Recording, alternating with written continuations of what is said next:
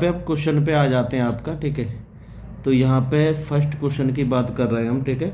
तो इधर देखिए ए और बी, तो आपको जब भी इस टाइप का क्वेश्चन मिल जाए तो अपनी मर्जी से ले लो। तो 1 2 3 सेट ए हो गया, बी सेट ले लो आप 3 4 और 5, ठीक है।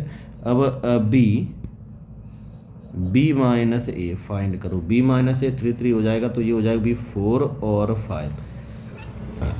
सेट ए और बी कुछ कॉमन है, कुछ भी कॉमन नहीं, तो आंसर आपका 5 है। क्लियर हुआ? चलिए सेकंड पे आ जाओ। क्वेश्चन नंबर सेकंड में आपका बोला है 2 set A B are disjoint set. अब देखो डिसजॉइंट सेट कब होते? डिसजॉइंट सेट जब होते जब दोनों में कुछ भी कॉमन नहीं हो, समझ रहे हो? तो क्या होगा इसमें एक यही ऑप्शन है, ए इंटरसेक्ट बी 5 का मतलब दोनों में कुछ भी कॉमन नहीं है। क्लियर हो गया? चलो अब हम आ जाते हैं ये थर्ड वाला रीड करते हैं। थर्ड में क्या कर रहा है, A and B 2 non empty subset है एक्स का। A is not subset of B, then A B C D ये आपको दिया गया है, ठीक है। तो इधर देखिए ए और बी दोनों के एलिमेंट क्या है, अलग अलग हैं, सेम नहीं है, समझ रहे हो? कुछ अलग एलिमेंट है।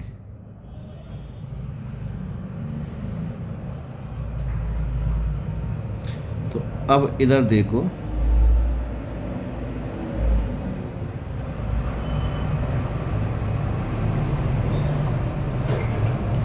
पहला option A is always subset of complementary B, जरूरी नहीं है।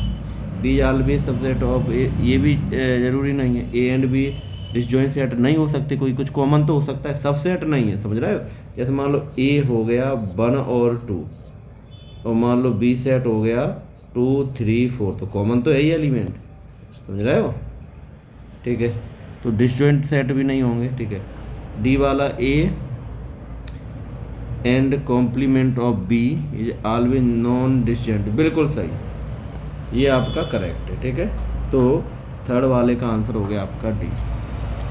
अब आ जाते हैं फोर्थ पे, ठीक है। फोर्थ में ए जो है वो बी का सबसेट है, यानी बी बड़ा वाला है। अब दोनों में कॉमन होगा तो क्या आएगा? छोटा वाला ही तो आता है, क्योंकि बी तो बड़ा है, ए छोटा है।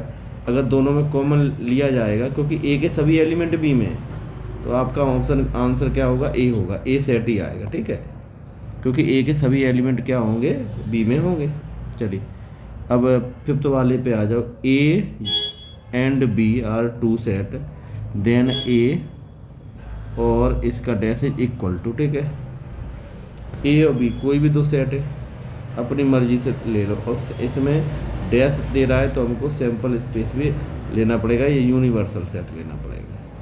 1 2 3 और 4 यूनिवर्सल सेट। ए में एलिमेंट 1 और 2, सेट बी में एलिमेंट 2 और 3। यहाँ तक हो गया? चलिए अब इधर आ जाओ। A union B, A union B निकालो। ए यूनियन बी, इन दोनों के एलिमेंट लिखो, कितने आ रहे हैं? ए यूनियन बी दोनों के एलिमेंट 1 2 3। ए यूनियन बी का डैश कितना आ रहा है? 4।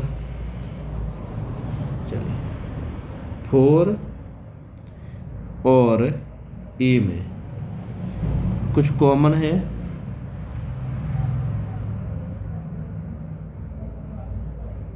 कुछ कॉमन नहीं है, तो आंसर आपका 5 हो गया। क्लियर? ये फिफ्थ वाला आपका कंप्लीट हो गया।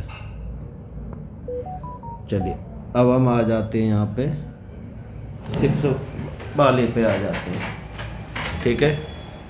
6 में क्या बोल रहा है आपसे?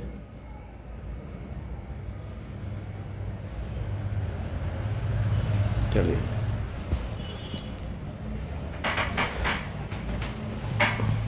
यूनिवर्सल सेट है ए और बी, तो बी डैश निकालो। बी डैश निकालो, बी डैश आपका आएगा बी को छोड़ के, बी में क्या 6 और 7, तो 1 2 3 4 5 6 7 छोड़ के 8 9 और 10। क्लियर होगा, ये आपका बी डैश है। अब इसके बाद ए और इसमें कॉमन, ए कितना है ये रहा, और ये इतना ये रहा, दोनों में कॉमन क्या है 1 2 3 और 5, और 2 3 5 का ए है, तो आंसर इसका बी होगा।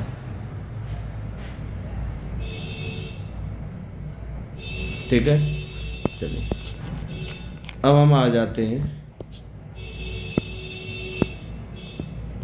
चलिए ये हो गया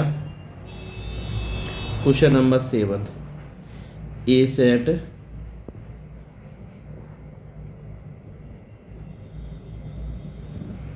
ए आपका कोई भी सेट है, ठीक है,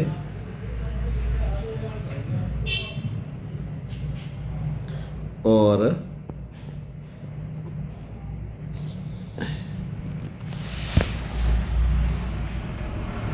अगर यूनिवर्सल निकाल रहे हो दोनों में तो ए यूनियन बी, तो यूनिवर्सल सेट आएगा आपका, बी आंसर बिल्कुल सही है। ठीक है, अब आ जाते हैं 8 पे। इन दोनों का एलसीएम निकालो, 6 और 8 का कितना आ गया 24, यही आंसर है। ठीक है, 3 और 7, इन दोनों का एलसीएम निकालो, कितना आ रहा है 3 और 7 का,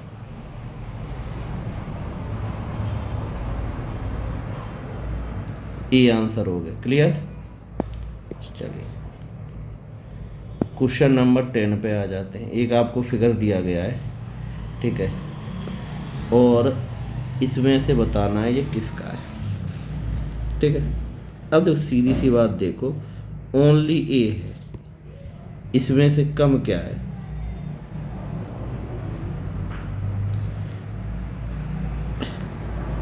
इसमें से ये वाला पार्ट कम है, समझ रहे हो। तो इनमें आपको कोई भी एक एग्जांपल ले लो, ठीक है, एग्जांपल लेके भी इसको सॉल्व करो, जैसे a इक्वल टू 1 2 3, इस तरह से कोई भी एग्जांपल लोगे तो इसका आंसर क्या आ जाएगा आपका, डी आ जाएगा। ठीक है, चलिए सेट कोई भी ले सकते हो, जैसे मान लो ये 1 2 3 ले लो, बी ले लेना 2 3 4, सी ले लेना, एक कॉमन ही रखेगा 3 4 5, इसको सॉल्व करोगे डी आंसर आएगा। ठीक है, चलिए question number 11। A and B set then A intersect B. अब देखो ए इंटरसेक्ट बी, ठीक है, अब सीधा सीधा दिख रहा है, इधर देखो, अगर यहाँ पे आपको इक्वल टू 0 दिख रहा है तो ये और ये, तो ये और ये तो हो ही नहीं सकता, 0/0 होगा ही नहीं। तो अब 0 का स्क्वायर कितना होगा, 0 ही होता है, तो आंसर कितना हो जाएगा 11 हो जाएगा। ठीक है, चलिए अब 12, ठीक है, इसको सॉल्व करोगे, एग्जांपल ले लो, A equal to 1 2 3, B equal to 2 3 4, इसको सॉल्व करोगे, ठीक है, तो आपका आंसर आ जाएगा ए। ठीक है,